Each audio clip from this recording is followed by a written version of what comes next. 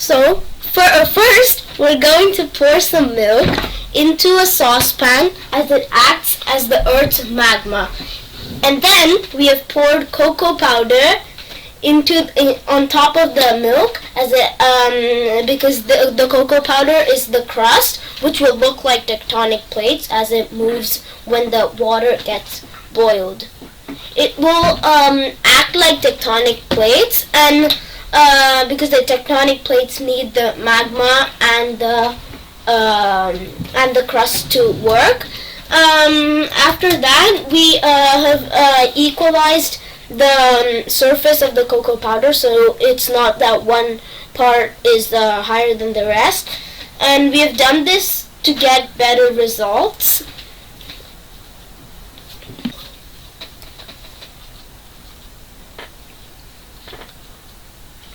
Soon the magma will erupt and make it to the surface.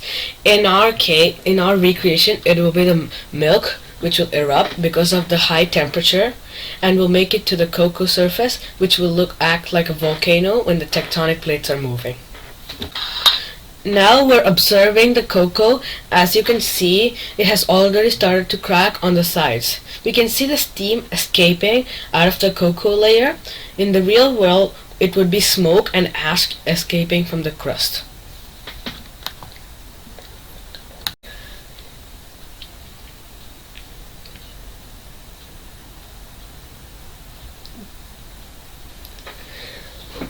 Okay, in the middle you can see the first big crack forming and how the magma has started slowly to escape and the cracks enlarging over time. You can see also the milk bubbling, which means the milk has gotten to boiling temperature, same how magma would in the real world, and how it will start to escape out of the volcano when it's building too much pressure, which also occurs. So now there's more and more steam forming up because the milk is in boiling temperature, and there's two big cracks in the middle from where most of the smoke is coming out, and there's also many cracks on the sides, and there's small cracks which are developing in the other. If you look carefully on the cocoa powder, you can see that the whole layer is moving as one, but soon it will start moving separately because the whole thing will crack apart. And currently it's the whole cocoa powder layer is staying as one and hasn't mixed with the milk yet, which is why it's easier to move it.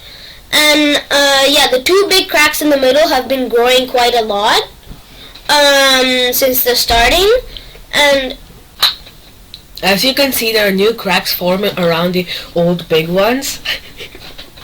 And eventually over time it connects with the other big ones, which creates a huge crack, and more heat are starting to escape out of the crust. When we have zoomed in, you can clearly see how the magma escapes out of the crust, in our case the cocoa, and becomes lava, and how much steam. You can also see some steam coming out, which would be the ash and smoke in the real world. You can see more cracks forming around the sides, but the middle ones are developing the most because the flame is in the middle, and the more heat will become to the crust in the middle and not in the outer edges. Now that we have zoomed in, you can see that the lava which has come out is boiling because it's the milk in our recreation, and the milk is boiling even though it has come out, even though it has a layer of crust in between. The reason why the milk on the top of the crust is also boiling because of convection, and the milk is touching the cocoa powder, so the cocoa powder is also slowly getting really hot, which is why it's cracking. And so the crack in the middle is getting bigger and bigger, but the one that we pointed at before this one is still not growing as much. And now we've showed it in a different view. As you can see, there are many cracks on the sides and in the center, and soon the cracks will all form and join and become one huge crack. You can also see the milk boiling, which is outside the surface, because there's still heat on top of the crust. You can see that lots of milk has started to escape out of the crust, and then there's a lot of cracks forming all around the saucepan. There's a big crack in the center, and it's going to be enlarging over time, that's what happens in the real world. When volcanic eruptions happen, they will enlarge while it happens, and which will form islands when they cool down. Like I said, when after the volcanic eruptions happen, it creates islands when it cools down. That's what, as you can see, that's what happening here. In the right side, there was one crack, but now it has stopped cracking, and then it has started to cool down. But in the middle, it's still the milk is still rising out of the crust, which is forming islands. So, now there's one really big volcanic eruption which is being showed, and it used to be one decent sized one and 3 other small ones around it, but now it's one whole big volcanic eruption. And in the part where it was pointed at, it looks like the lava is flowing downwards, because one part is higher than the rest because there's more cocoa powder as it's centralized. So now the cracks on the side has also joined in the middle, but the one which was pointed at before has now slowly started to cool down because the top layer is also cooling down a little bit. Not in the center where the fire's just underneath, but it's in the right side of the pan near the handle. The tiny volcano on the right side has become dormant, but it can still erupt. It can still become active and erupt. But right now, at this state, it has been dormant, and all the other volcanoes in the center have joined together, and it's creating a lava flow downhill, because there's uneven amount of cocoa powder in the center and less cocoa powder at the side. Now the whole thing has been half of the whole thing has been mixed together, but some cocoa are still, which have not been the milk has not erupted out of it, but the visible ones have not still erupted.